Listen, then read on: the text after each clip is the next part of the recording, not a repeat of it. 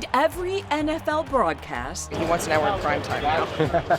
you'll find Cathy Yancy. I like to joke with people, I watch NFL for a living. It's a lot more than that, but that's part of the job, and it's a pretty cool part. As the vice president of broadcasting, she oversees media rights and manages relationships with partners CBS, Fox, NBC, ESPN, Amazon, and the NFL Network.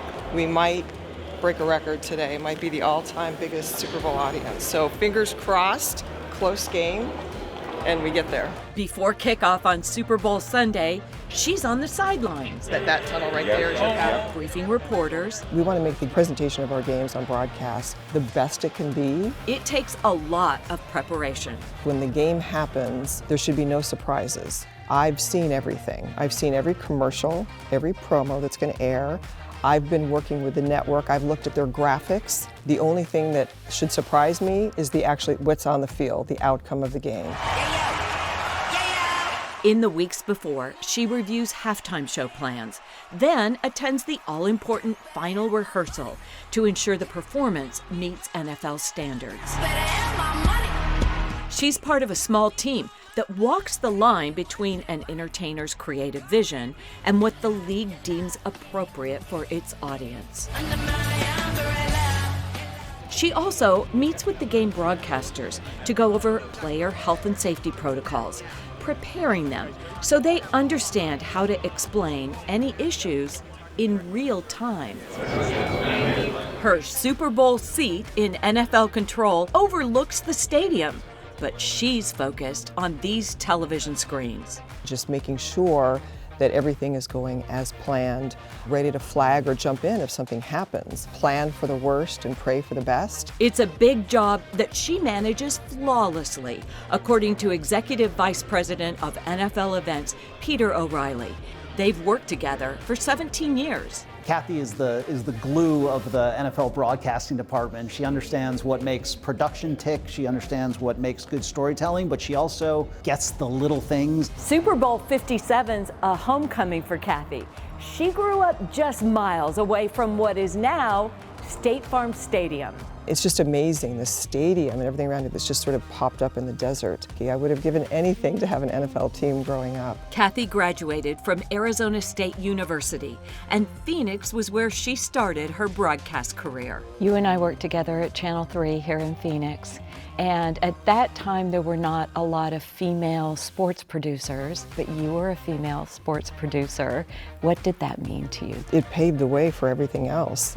It was amazing. I started in news. I knew that I wanted to do sports, but there were no women behind the scenes. So she worked to prove herself, rising through the ranks in Phoenix, first at Channel 10, and then at Channel 3. Cardinals blank New York 19-0. Cathy became the first female sports producer in the market. She went on to work at ESPN in Connecticut as the first full-time female Sports Center producer. Good morning again, everyone. Welcome to the Sunday morning edition of Sports Center. To me, it was just about the work, and it's always been about the quality of work.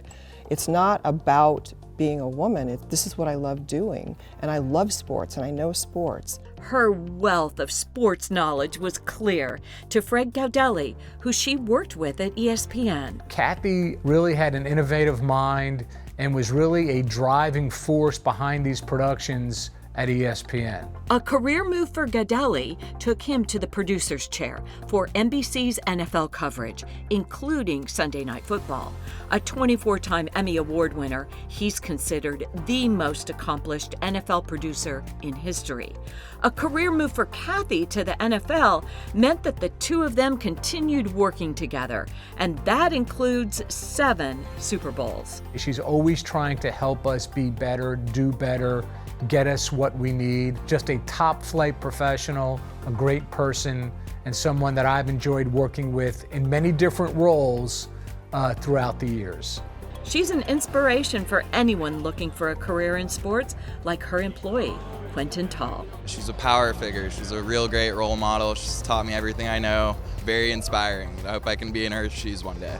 I've been 27 Super Bowls. I've been to 3 Olympics. There's so many amazing sporting events. And it's not lost on me at all. Every year, I'm just as excited as I was the first Super Bowl I attended. She made her hometown shine. Super Bowl 57 was the third most watched television broadcast of all time, and she's already back on the clock. The minute the Super Bowl ends, we're working on the next season. The league's new 10-year media rights deals go into effect in the 2023 season, worth a whopping $110 billion. It's the fourth round of rights deals that Yancy has negotiated. You look great. Managing relationships with these media partners is sure to keep her busy, 5, 4. but she wouldn't have it any other way. Every day I look at the ceiling and I say, this is incredible. I work at the National Football League. This is extremely cool.